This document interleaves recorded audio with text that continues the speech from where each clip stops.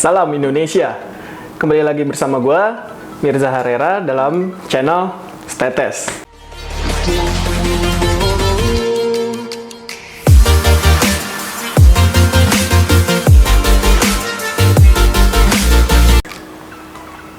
Kali ini gue pengen ngomongin topik yang mungkin nggak biasa ya. Karena di politik ini masih jauh untuk ngomongin calon presiden, karena masih 2024. Tapi nggak apa-apa, kita akan bahas sedikit siapa aja sih yang berpotensi untuk maju dalam Pilpres 2024. Dan kali ini kita akan unboxing calon Pilpres 2024. Silahkan menyaksikan. Dan untuk bahas Capres 2024 yang akan kita unboxing satu persatu berdasarkan beberapa klaster, di samping gua udah ada Mas Yohan dari peneliti Litbang Kompas. Iya. Mas Yo. Iya. Apa kabar, Harera? Baik. Nah, Mas Yo, ini Capres 2024 masih lama nih, tapi banyak yang bilang itu beberapa sudah ada yang bergerilya gitu ya. Entah itu di sosmed, entah itu di dalam tanda kutip memanfaatkan tugasnya dalam mengabdi dalam negara. Nah, ini menurut Mas Yo itu siapa-siapa aja sih Mas Yo gitu, dan kita kategorikan dalam beberapa klaster ya. Kita unboxing satu persatu klasternya gitu. Mungkin yang pertama yang akan kita bahas itu dari klaster lingkaran pemerintah gitu. Nah, menurut Mas Yo, silakan siapa aja? Kalau dari lingkaran pemerintah kita tahu semua pasti ya bahwa orang-orang yang selama ini disorot oleh media, disorot oleh publik, itu kan selama ini yang paling mudah disorot adalah mereka yang masih di lingkaran ring satu pemerintahan. Jadi kalau kita lihat misalnya satu sosok nama Erlangga Hartarto, dia Menko Perekonomian, selama ini kan disorot terus. Kemudian Pak Mahfud, Menko Polhukam, yang selama ini juga menjadi perbincangan. Disorotnya itu baik apa buruk? Ya, bisa baik bisa buruk ya. Misalnya waktu Covid kemarin pasti kan orang dampak ekonomi, kemudian tapi juga peluang untuk memperbaiki ekonomi, pasti Erlangga Hartarto menjadi sorotan. Kemudian Pak Mahfud, bagaimana situasi politik saat ini, kan tanggung jawab Menko Polhukam ya. Selama ini dia dapat panggung di situ gitu. Jadi dua Menko kita ini relatif panggungnya lebih banyak ya dibandingkan Menko yang dua Menko yang lainnya kalau kita lihat sepanjang setahun pemerintahan terakhir ini gitu. Selain tapi kalau ngomong-ngomong panggung itu Mahfud udah dari dulu sih. Iya. Udah dapat panggung. Panggung Mahfud tapi tidak dekat dengan kekuasaan. Sekarang dia berada di lingkaran kekuasaan. Dulu, hampir nggak jadi. Oh iya. Ya udah. Sudah pakai baju ya. Tapi kali ini beliau kan lebih banyak tampil ya dibandingkan kalau kita bandingin wakil presidennya sekarang kan Pak Mahfud lebih ini. Jadi kalau kita Menko jadi gitu ya. Jadi gitu. Oke, dibanding wakil presidennya. Dia lebih banyak ini. Tapi selain dua Menko ini ada beberapa menteri yang masih cukup punya kans ya, paling tidak. Satu misalnya Prabowo. Nah, ini kan nama lama Prabowo. Nama lama tapi ya bisa aja baru karena dia menteri sekarang kan. Kalau dulu kan belum pernah jadi menteri. Ya kan? Dia mungkin kandidat dari lingkaran pemerintahan, bisa jadi kandidat presiden 2024 meskipun sebenarnya 2 kali dia calon presiden. Yakin 2 kali? 3 kali ya. Calon wakil presiden yang pertama dulu sama Mega. Berarti ini 4 kali kalau 2024 nanti. 4 kali. Wah. Gak apa-apa lah, kita doain aja. Doain terbaik untuk bangsa ini lah. Untuk bangsa ini. Oke, ada lagi gak? Yang terakhir mungkin Erick Thohir. Ini anak muda, baru jadi menteri. Tapi panggungnya banyak ini selama ini. Sebelumnya kan dia udah punya panggung dulu lewat Asian Games itu ya. Oke, Mas Yo tadi bilang anak muda, gitu ya. Gue nggak tahu sih sebenarnya itu udah masuk kategori anak muda itu umur berapa sih? Ya paling dibandingkan Mahfud, dibandingkan Prabowo dia paling muda. Oke. Dia tetap anak muda dibanding dengan yang lain.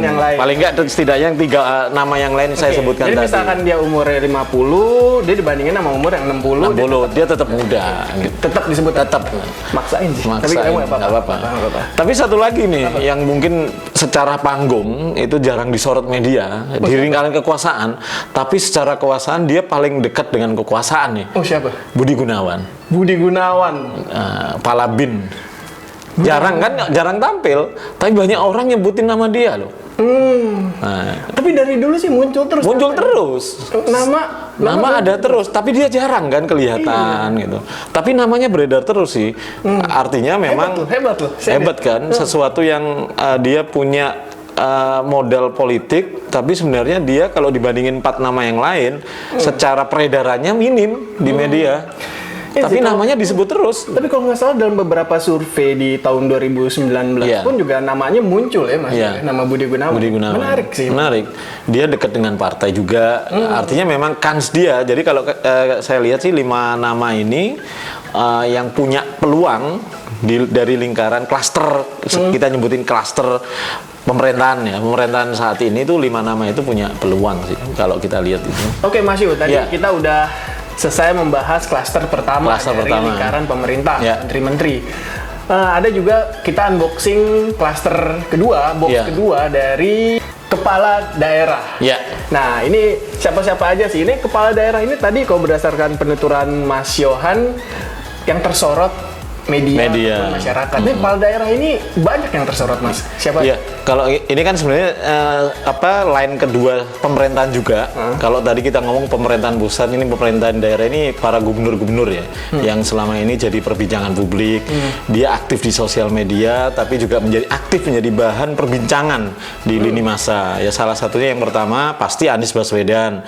Dia haternya banyak, lovernya juga banyak. Nah itu bayangin kalau orang soal Jakarta aja dia melakukan apapun juga diperbincangkan gitu ya. Yang kedua pasti Ridwan Kamil. Ini media darling juga. Oke, Jabar ya. Jabar. Kemudian yang ketiga Ganjar Pranowo.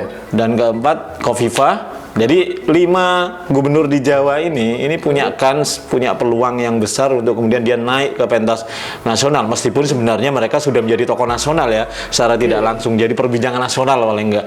Tapi 5 gubernur ini saya pikir punya peluang yang cukup besar untuk kemudian naik dalam bursa Capres 2024. Anies, Kang Emil, Ganjar, Khofifah. Satu lagi dari luar Jawa saya. Oh, luar Jawa siapa? Edi Rahmayadi. Oh, Sumatera Utara. Sumatera Utara, Sumut. Kenapa? Kok bisa Edi? Ya pertama Edi ini kan juga ramai juga di sosial media ya. Beberapa kebijakannya sangat mengundang kontroversi gitu ya di awal-awal jabatan, terutama ketika PSSI sama teman-teman media itu ya. Jadi dia juga secara tidak langsung menjadi sorotan media untuk gubernur yang di luar Jawa. Meskipun dia kan mantan Pangkostrat ya. Panglima Kostrat. Jadi saya pikir dia punya kans juga di luar 4 gubernur di Jawa itu tadi. Oke, Mas, tadi berdasarkan menurut penuturan Mas Yo, ini gubernur-gubernur ini banyaknya itu karena hatersnya gitu. Apakah karena banyak haters dia makin naik? Ya, kalau ini kan ukurannya perbincangan di lini masa ya. Pasti perbincangan lini masa tidak sekedar dibincangkan secara positif, dia juga dibincangkan negatif juga. Tapi kan itu jadi panggung bagi mereka-mereka ini. Dibicarain orang bad negatif, positif, dia jadi nambah panggung kan buat mereka. Jadi meramaikan perdebatan perbincangan di sosial media, saya pikir itu menjadi salah satu investasi bagi mereka untuk kemudian menarik perhatian publik ya. Orang ini memang kemudian dilirik ya, paling tidak dilirik publik, oh kayaknya layak nih 2024 meskipun masih jauh ya. Itu. Tapi dari semua gubernur yang tadi Mas Yohan sebutkan itu nggak ada yang berpartai ya? Hampir sebagian besar tidak berpartai, meskipun mereka pasti ketika mencalonkan pilkada waktu gubernur pasti dicalonkan oleh partai ya. Saya pikir tapi kalau kita lihat mereka tidak punya genealogi kepartean, tidak menjadi anggota partai tertentu, ya. Secara mungkin publik juga nggak tahu itu partainya Pak Edi Rahmayadi itu dia sekarang aktif di partai apa, kan orang nggak tahu juga, karena memang dia tidak secara genealogi bukan kader partai gitu ya.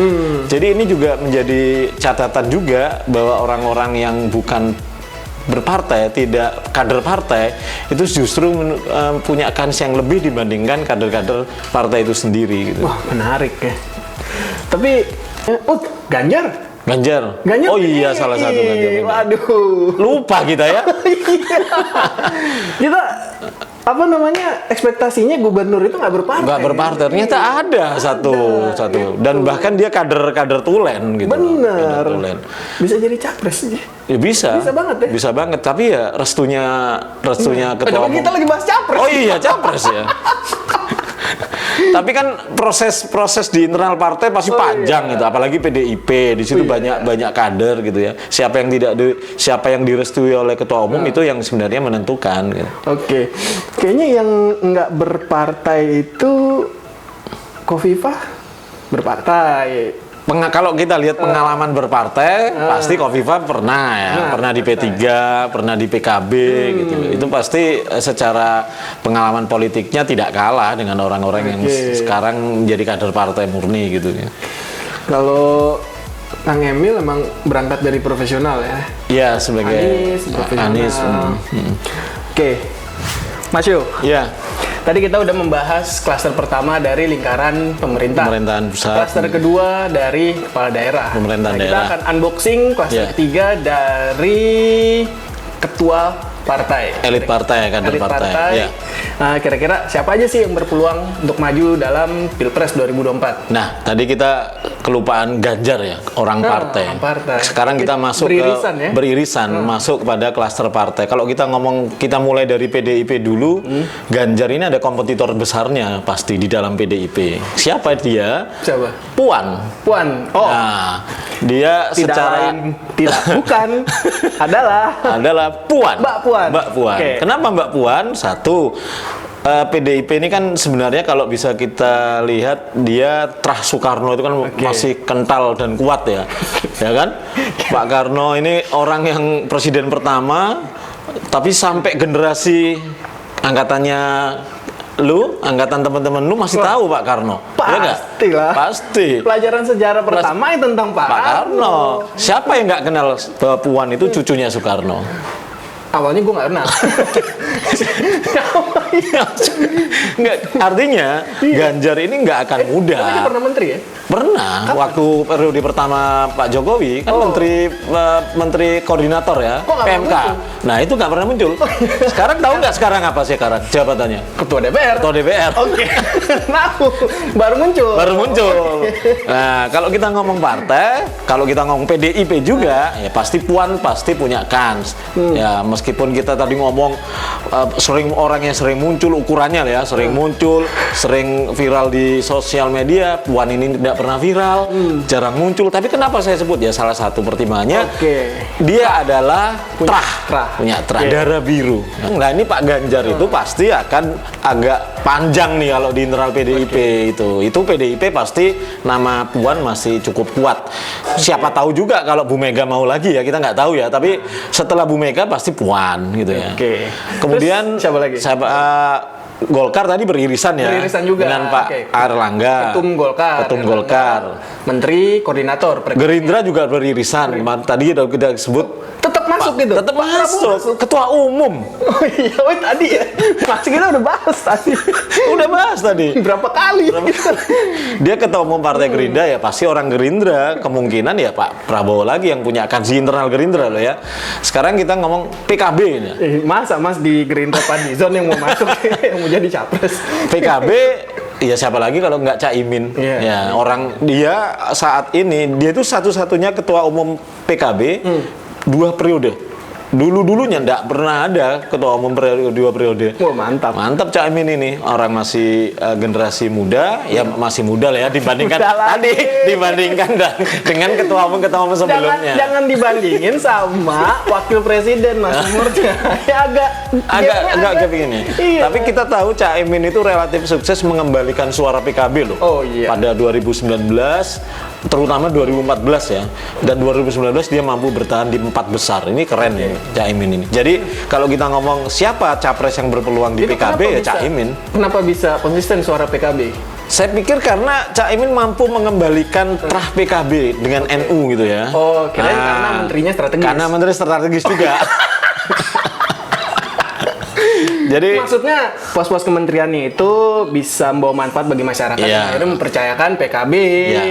Suara mereka ke PKB gitu Iya. mungkin ya, bukan Iya. yang macam-macam, bukan. jadi memang Caimin relatif sukses selama ini memimpin PKB. Saya pikir kalau ditanya siapa calon presiden dari PKB, kemungkinan Caimin punya kans kuat gitu ya. Sekarang kita ngomong Demokrat. Demokrat. Nah, ini Pak trah SBY lagi. lagi. Pak SBY nggak bisa. Nggak bisa dia? Kan dua Oh, iya. periode. Jadi wakil. Oh, bisa juga sih. Bisa. Wapres. Wah. Kita harus dorong. Iya. Tapi kalau kita ngomong sekarang, ketua umum kan sudah beralih nih ke putra Pak SBY. AHY, benar. Agus Harimurti Yudhoyono ini, saya pikir ya dialah yang punya kesempatan untuk maju 2024 dari Partai Demokrat. Tapi katanya diprotes dia maju itu kan. Banyak yang Ya itu dinamika internal partai pasti punya dinamika sendiri-sendiri ya. Apakah kan ada juga tuh yang ngomong bahwa Demokrat ini bukan partai keluarga dari para pendiri-pendirinya. Pergolakan di internal partai itu masih saja terjadi. Nah ini tantangannya AHY, mampu nggak mengelola dinamika di internal partainya. Tapi saat ini kalau ditanya siapa dari Partai Demokrat kadernya yang peluang 2024 ya AHY. Tapi dari omongan Mas Yo itu partai keluarga, keluarga juga bisa berantem loh Mas. Lo bisa juga? Bisa. Bisa. Kayak siapa? Wah itu nanti itu terlalu panjang juga. Tapi yang jelas ya orang-orang elit partai itu punya kans ya. Ini klaster tersendiri yang memang mau nggak mau memang Tadi, tidak bisa kita nafikan. Siapa aja tadi yang beririsan ya? Yang beririsan Prabowo, Erlangga Hartarto, Ganjar. Kemudian Terus, ada Puan, Ketua DPR, Caimin, Muhaimin, dan AHY. AHY. Jadi ini partai-partai ini. Kenapa nggak Jan Farid gitu nggak masuk? Kenapa? Ya satu udah lama nggak beredar lagi namanya. Oke. Ya jadi dia juga generasi sudah tidak, ibaratnya sudah tidak menjadi perbincangan ya. Jadi sulit rasanya kalau kita ini aja udah terlalu jauh ya. Udah masih 4 tahun lagi nih. Tapi kalau kita ngomong saat ini, siapa yang saat ini adalah gambaran 4 tahun itu sebenarnya. Oke. Tapi ada Mas yang tadi Mas Yo bilang ketua partai itu yang masih muda ada. Menurut saya sih masih muda. Siapa itu? Menurut gua Zulkifli Hasan sih. Oh iya. Iya. PAN ya? PAN. Nah, PAN. Kita memang belum bahas ke PAN kamu. Oh iya. Belum masuk ke PAN. Tadi Mas mau langsung udah ganti topik, PAN nggak dibahas. Ya, kalau PAN memang mau nggak mau Zul ya. Dan dia ketua umum 2 periode. Sejarah. Sejarah sama kayak Caimin tadi. Oke. Gitu. Artinya kalau dia jabat lagi, artinya kan sukses tuh periode pertamanya. Jadi dia punya peluang untuk itu. Tapi PAN bukan partai keluarga loh Mas. Oh bukan. Bukan. Konfliknya sama keluarga. Konflik. Bisa aja. Bahkan ini ya, bahkan besan ya. Bukan partai keluarga. Partai, tapi konfliknya antar sama keluarga. Nah itu Mas, Iya. apa namanya? Yang gue lihat sih, ya kalau dari style ya Zulkifli Hasan sih merepresentasikan anak muda dari muda. gayanya, style. Tapi kan kita nggak Anak tahu. muda dibandingkan dengan Pak Maruf Amin. Itu. Ya PAN saya pikir Partai Reformasi dia masih bertahan sampai pemilu 2019 kemarin di 10 besar ya, dan lolos parlemen threshold. Dia punya kans juga untuk mengajukan sosok yang bisa bertarung di 2024. Saya pikir Zulhas cukup potensial untuk melakukan itu gitu. Oke, udah Mas ya kelas. Udah, kalau partai-partai lain saya pikir kan nggak ada lagi ya. Partai-partai Nasdem, Surya, kalau kita ngomong ketua umumnya suaranya tinggi Nasdem, kenapa? bisa juga, tapi kan selama ini memang tidak merepresentasikan, jarang sekali kemudian personifikasi Pak Surya Paloh ini kan dimunculkan ya, jarang sekali kalau kita nggak ukuran itu. Tapi kalau lihat partai-partai yang lain, personifikasi itu kan cukup kuat. Gitu. Nggak tahu apakah Nasdem ini memang sengaja tidak menyimpan nama Pak Surya ini untuk kemudian dimunculkan, kita nggak tahu. Tapi apakah mereka skenarionya memang ada nama lain di dalam kader partainya di luar ketua umum, ya kita nggak tahu. Tapi kalau ukurannya perbandingannya ketua umum, Pak Surya Paloh ini relatif tidak, personifikasinya ke partai ini kan dibandingkan yang lain ya. Ini apalagi di pemberitaan gitu ya, ini masih kurang, padahal punya media sendiri ya. Makanya. Oke, tadi kita udah selesai ngomongin klaster pertama, kedua, ketiga, dan sekarang kita akan membahas klaster keempat dari kalangan pengusaha. Ya. Oke, kira-kira dari kalangan pengusaha nih ada gak sih kans untuk maju gitu untuk jadi capres? Kalau tadi yang sudah kita perbincangkan sebenarnya sudah ada beberapa irisan ya. Erick Thohir itu meskipun menteri, dia juga pengusaha. Jadi dia memang bisa aja ada irisan. Dia memang klaster pemerintahan saat ini yang sedang memerintah ya. Dia the ruling government. Kemudian dia juga sebagai pengusaha yang relatif sukses selama ini ya. Dia sudah dipilih waktu jadi ketua komite Asian Games. Dan kalau di luar itu saya pikir yang murni pengusaha saat ini saya pikir tidak ada nama lain selain Sandiaga Uno yang relatif namanya bertengger terus ya. Tapi nggak ada partai. Tapi nggak ada partai. Meskipun kan pernah masuk di Gerindra. Udah masuk lagi. Masuk lagi sekarang. Lah. Nggak ada berarti partai. Oh irisan juga. Irisan juga sama partai. Tadi. Iya. Tapi dia saat ini kan lebih kental ke sosok entrepreneurnya, sosok pengusahanya, main sama anak-anak muda. OC itu ya. Terus, masih muda juga ya ini. Oh itu Pak, itu masih muda bener. Sering olahraga kayak lu gitu. Seringan dia sih. Seringan dia tapi.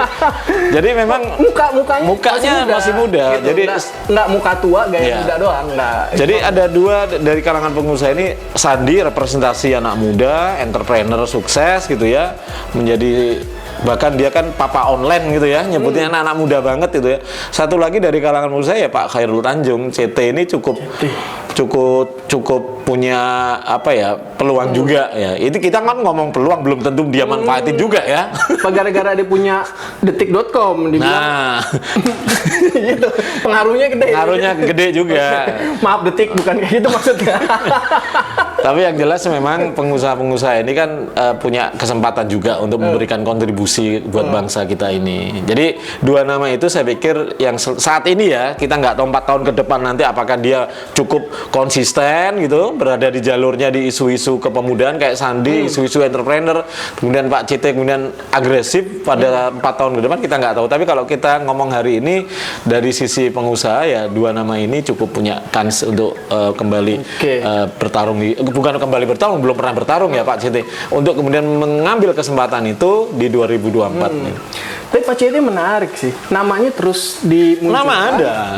Pernah jadi menteri pernah juga. menjadi menteri juga. Tapi nggak pernah mau. Dia pernah ikut konvensi Demokrat gak sih nggak? Nggak pernah. Tapi kan putrinya masuk nih, staf ahli milenial itu. Staf khusus presiden milenial salah satu kan putrinya. Yang itu, yang Putri Tanjung. Oh iya, kirain yang itu ngirim surat ke camat-camat. Oh bukan. Bukan ya? Bukan. Itu beda itu. Itu nggak tahu anaknya siapa. Anaknya siapa tapi tetap dipakai kemarin.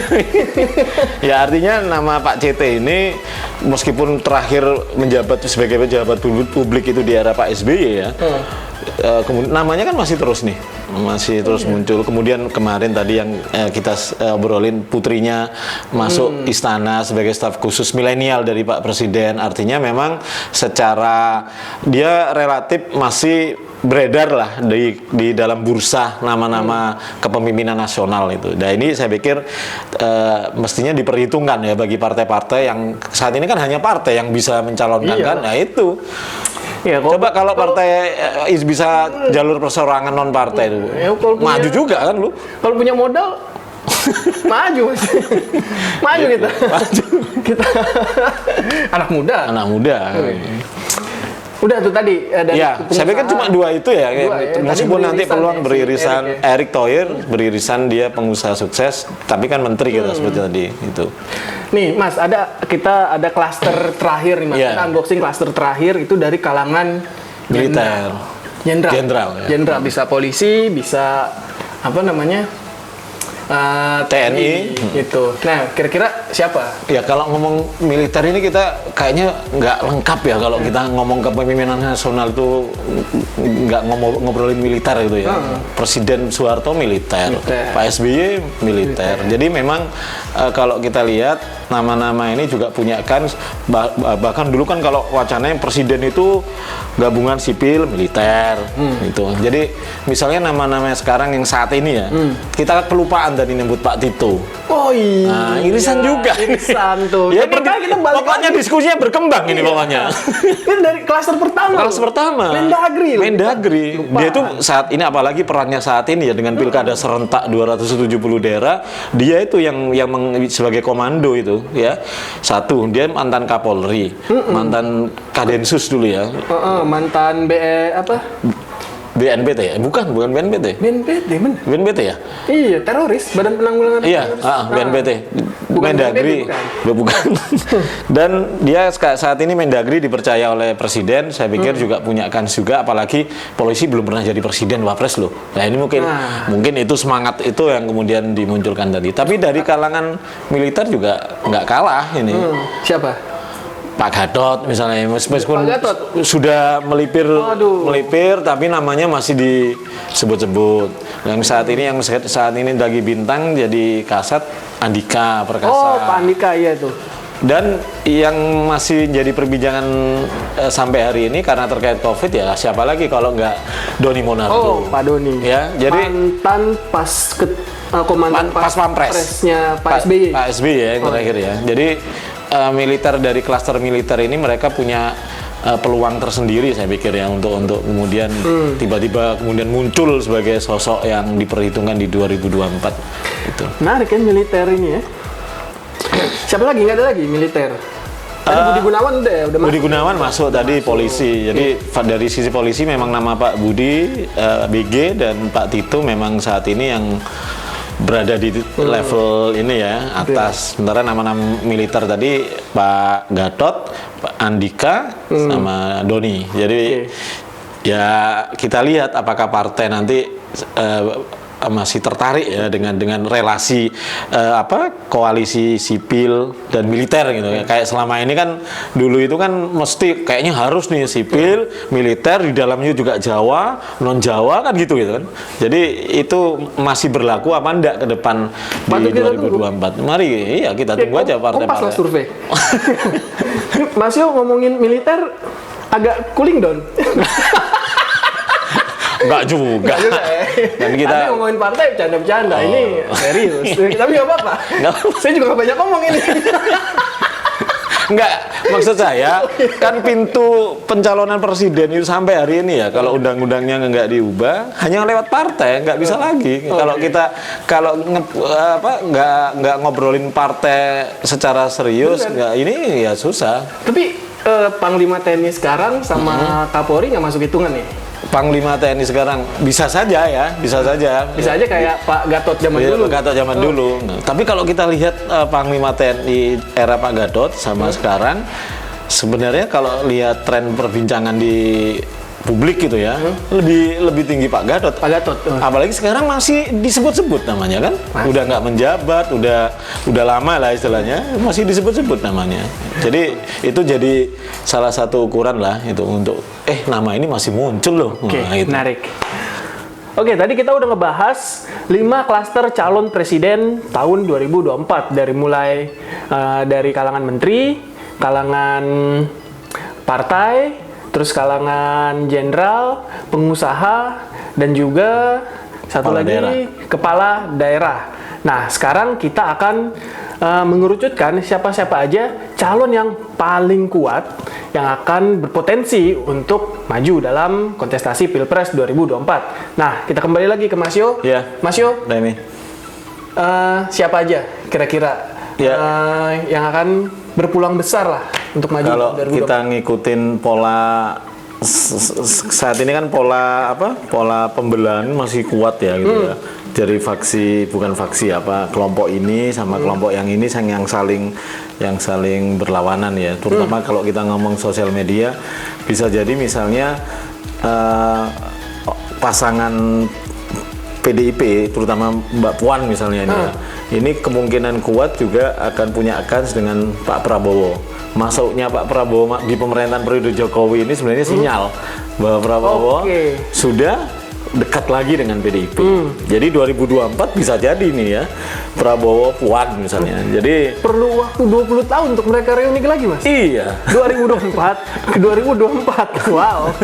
Jadi memang ini satu pasangan yang punya peluang juga untuk kemudian dibangun gitu kalau kita lihat sinyal-sinyalnya ya. Jadi Pak Prabowo Puan bisa aja menjadi pengulangan kembali koalisi PDIP Gerindra ketika era Megawati Prabowo. Mega Pro. Bahkan ingat Mega Pro ya. Mega Pro. Ingat nggak waktu ketika 2014 muncul juga friksi karena dulu itu ada janji itu katanya. Perjanjian batu tulis. Nah, bahwa Mega atau PDIP akan mendukung Prabowo di pemilu berikutnya. Ternyata enggak mendukung. Ya bisa jadi ini adalah ini aja pembuktian bahwa PDIP memang dukung Prabowo. Ini masih sinyal-sinyal ya. Kita tunggu aja. Tapi Prabowo Puan itu representasi rekonsiliasi PDIP Gerindra di tahun 2009 dulu gitu. Oke. Ini faksi yang bisa saja 2024 nanti mencuat gitu ya. Oke. Itu kan dari irisannya dari ketum partai, menteri, dan juga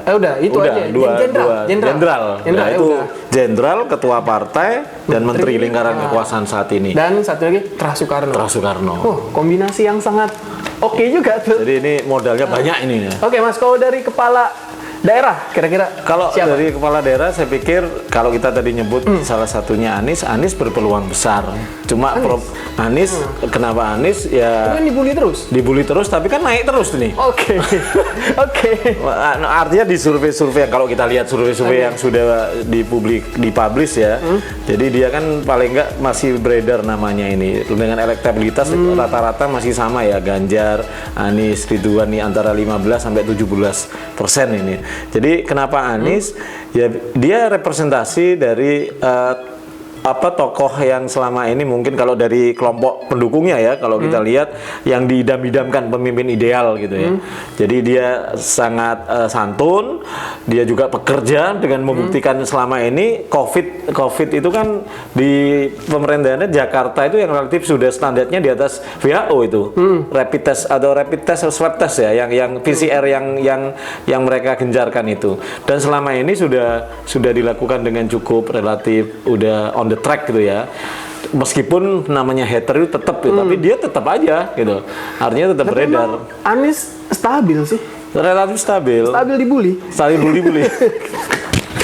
tapi nggak apa-apa kan tadi semakin dibully dia semakin naik tapi tetap ada yang bela ya, tetap yang bela secara otomatis itu. Kalau itu siapa pasangannya ya Anies bisa saja sama ya mengulang kesuksesan 2017 Sandi. Bisa aja Anies Sandi atau Sandi Anies misalnya. Kita nggak tahu ya, termasuk tadi bisa aja Puan Prabowo atau Prabowo Puan ya, kita nggak tahu. Tapi ini kalau salah satu potensi koalisi yang bisa saja dibangun dengan mudah. Kita menebaknya ini kayaknya arahnya ada peluang nih. Tadi dulu Mas, kalau tadi Mas bilang itu Sandi Anies atau Anies Sandi, berarti head to head-nya langsung lawan Prabowo ya? Iya, kalau bisa jadi. Bayangin, kan tinggal mudah itu ngeklikin apa yang sudah dibangun di 2007 Pilkada DKI itu kan sama dengan representasi Pilkada nasional itu kan. Nah, iya sih. Bisa yang milih cuma warga DKI, tapi yang ngomongin secara seluruh Indonesia itu. Sabang Merauke. Anies Sandi kemarin itu. Jadi pasangan yang tinggal jalan saja untuk jadi dua pasangan ini saya pikir bisa menjadi head to head. Kalau kita ngomong asumsinya cuma dua pasangan ya gitu. Tapi kalau banyak ya pasti kalau nama-nama yang kita obrolin di 5 klaster itu ya punya itu menarik tadi. Kira-kira siapa aja yang berpotensi untuk juga ikut gitu dalam kontestasi Pilpres 2024? Iya, kalau dari sisi calon presiden saya pikir Ganjar tetap ya. Ganjar masih punya peluang. Ya itu kendala di internal partai. Apakah partai ini lebih memberikan tiket itu ke Trah atau kemudiannya pada rekam jejak kadernya yang sudah memimpin di daerah, salah satunya adalah Ganjar gitu ya. Selain Ganjar tentu Kofifa. Kita tahu dia udah menteri beberapa periode ya, termasuk terakhir di Kementerian Sosial era pertama Jokowi. Menteri apa aja? Sosial. Menteri Sosial ya. Terus eranya Gus Dur menjadi pemberdayaan perempuan. Pemberdayaan perempuan. dan sekarang gubernur Jawa Timur. 2 kali gagal. 2 kali gagal, yang ketiga langsung menang. Oke. Mantap. Jadi ya bisa jadi pasangan loh Mas ya? bisa jadi pasangan. Jateng Jatim jadi satu koalisi. Entah apakah Ganjar Kofifa atau Kofifa Ganjar, itu dua lumbung suara nasional luar di situ. biasa. Gitu. Salah satu nama yang lain ya Ridwan Kamil. Ridwan Kamil ini yang punya kans juga menjadi calon presiden maupun calon wakil Ridwan Kamil presiden. Tetep, Nah, kalau dari survei beberapa lembaga Jabar aja menangin Pak Jokowi kemarin nggak bisa? Nggak bisa, tetap kekeh. Oke, nggak apa-apa. Bisa saja peluangnya calon wakil presiden. Wakil presiden ya. Jadi ada sentimen-sentimen yang memang mungkin masih diperlakukan nanti ya, misalnya Jawa, non Jawa, sipil, militer, itu saya pikir kayaknya masih akan tetap menjadi pertimbangan. Sepertinya ya, sepertinya. Meskipun ke depan itu sebenarnya udah terbuka siapapun yang punya kesempatan. Kalau dari NU Muhammadiyah itu bisa nggak? Nama Muhaimin dan Zulhas bisa saja jadi representasi keduanya. Dua umat itu ya? Dua umat ini ya. Umat, oke. Gus Imin, Gus Ami sekarang nyebutnya ya. Cak Imin ini bisa aja representasi NU sebagai ketua umum PKB, Zulhas ini representasi Muhammadiyah sebagai ketua umum PAN. Bayangin kalau itu misalnya berkoalisi gitu ya. Tapi tentu tergantung ke depan itu perolehan kursi partai ya di 2024 itu. PKB berapa? PKB 9 hampir 10% dah. Hampir 10. PAN kalau nggak salah 6% lebih dikit. Nggak nyampe dong. Nggak nyampe. Secara suara nggak nyampe, Pak. Masih kurang. Tapi menarik kalau ada yang dukung misalkan. Tapi calon PKS kenapa kita nggak sebut Mas dari tadi Mas? Nggak ada emang. PKS ketua umumnya selama ini belum, paling tidak PKS itu kan ini tidak seperti partai yang lain ya. Aduh ini tim pengumpul data kayaknya sentimen dong PKS nih. Nggak dimasukin Bray. Wah kacau. Kan selama ini PKS itu kan partai kader ya. Jadi mereka memang tidak bertumpu pada sosok ketua umum selama ini ya, dibandingkan partai-partai yang lain gitu. Tapi sebenarnya kalau kita lihat kader-kader PKS ini juga potensial juga, meskipun namanya belum pernah masuk bursa ya. Kalau kita lihat di survei-survei itu kan nama paling tidak Sohibul Iman yang sekarang jadi presiden PKS. Padahal banyak ya tokoh-tokoh kayak Fahri Hamzah. Fahri Hamzah udah keluar, men. Keluar mana? Keluar dari PKS. Oh, kapan? Udah lama. Oh, udah bercanda. Bikin partai sendiri dengan Anies Mata kan, dengan partai Gelora itu. Pentolan-pentolannya bikin partai sendiri. Jadi problem internal partai pasti ini. Tapi nggak ngaruh ya, menggerus ya. Kalau naik tuh kemarin. Kemarin belum ada partai Gelora, men. Waktu pemilu belum ada. Belum deklarasi. Garbi. Belum jadi resmi partai ya. Tapi kan ya buat dikit-dikit lah. Nggak ngaruh ternyata. Malah naik suaranya. Luar biasa PKS. Endorse lah. Iya. Enggak, dari tadi nyambung NU Muhammadiyah. Sekarang kalau tokoh-tokoh lain di luar dua pasangan yang kita sebut diskusin di awal ya, nama Erlangga Hartarto pasti punya kans juga. Bayangin Golkar suaranya tinggi, partai besar kedua gitu ya. Bayangin kalau misalnya sebagai Menko dia juga berkoalisi dengan Menko, misalnya Pak Mahfud sama-sama Menko. Dalam sejarah kita kan pernah juga tuh SBY JK itu kan sama-sama Menko Polhukam sama Menko Kesra waktu itu ya. Menko Kesra. Sekarang kan Menko Kesra nggak ada, diganti Menko PMK. Tapi kalau kita lihat relasi Menko Perekonomian dan Menko Polhukam saat ini kan akselerasinya cukup kenceng ya di beberapa terutama isu Covid. Mahfud kan seringkali juga nempel isu-isu itu gitu ya. Beda pendapat. Wah, bisa sih. Jadi bisa juga dari faksi di internal ring pemerintahan ini bikin koalisi sendiri menjadi satu pasangan calon misalnya. Luar biasa. Menko bisa sih. Ada calon alternatif lain nggak sih Mas? Tapi sebenarnya yang perlu kita menarik pikiran siapa sih yang didukung Pak Jokowi? Nah itu menarik. Iya, kira-kira siapa? Ya kita nggak tahu siapa yang didukung. Pasti kalau kita lihat Pak Jokowi kan didukung PDIP. Bisa saja Pak Jokowi itu merestui atau mendukung apa yang di-endorse oleh PDIP. Karena secara emosional kan Pak Jokowi adalah kader PDIP ya. Jokowi selama 2 periode disupport oleh PDIP. Atau jangan-jangan Pak Jokowi mau jadi wakil? Bisa juga karena nggak ada aturan. Nggak ada. Bisa itu. Bisa. Beberapa kepala daerah di pilkada itu kan melakukan hal itu. Tapi kayaknya di presiden boleh juga. Maksudnya gini, secara aturan nggak ada hal yang melarang. Tapi mau nggak ya presidennya itu mantan presiden jadi wakil presiden gitu. Apa sih? Tapi kalau masih bisa. Yang penting menang ya. Yang menarik lagi, Kiai Ma'ruf itu maju apa enggak? Nah, iya. Nah, itu gimana tuh, Mas? Ya, wakil, kita nggak bahas tuh tadi. Iya, padahal wakil presiden itu kan petahana juga. Petahana, betul. Dia punya kan selama ini memerintah gitu ya.